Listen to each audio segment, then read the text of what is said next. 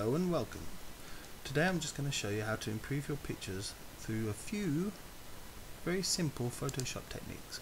So I'll open up Photoshop and I'll take one of the pictures I want to work on, which is a very nice picture of my girlfriend, and it's lifeless. The colours are dull, they're not very vibrant. We're just going to change that, and the simple way to do this is one thing: go to image, and you can always do this auto tone, auto contrast. That automatically tarts it up a little bit, but I like to tidy up a lot more. So I'm going to go to vibrance, which is in image adjustments and vibrance. I'm going to turn up the saturation, which is basically how deep the colour is, how bright it is, and turn up the vibrance, which adds a little bit more depth to it. And you don't want the skin to turn orange, so you need to stop it just before then. Make it nice and bright. The blues are brighter and the blacks are deeper. Now those are simple things you can do.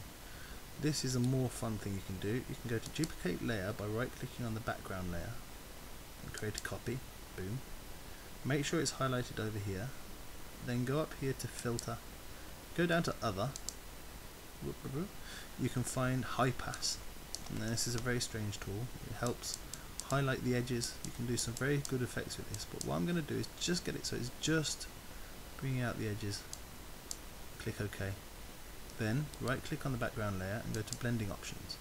In the blending options, where it says normal here, go down to overlay, and that will blend it in to the actual picture.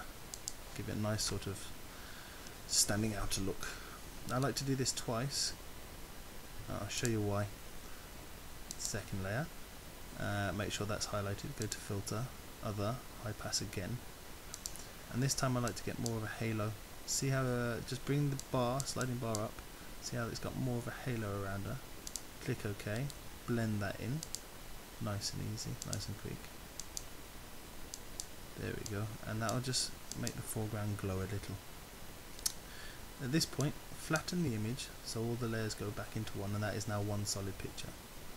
Go to image and apply image. Now this, you don't have to do this. This is a nice thing you can do. On this part, if you click where I've just clicked on the blending options, and you can press the mouse keyboard down, and it'll go through all the different light options you have. What I like to do, I'm going to do on this one, is I'm going to go to color dodge. That, as you see, has just wiped out all detail. The colour is too bright, too strong. I'm going to bring that down to, let's see, 15. Now bring that down to about 25%.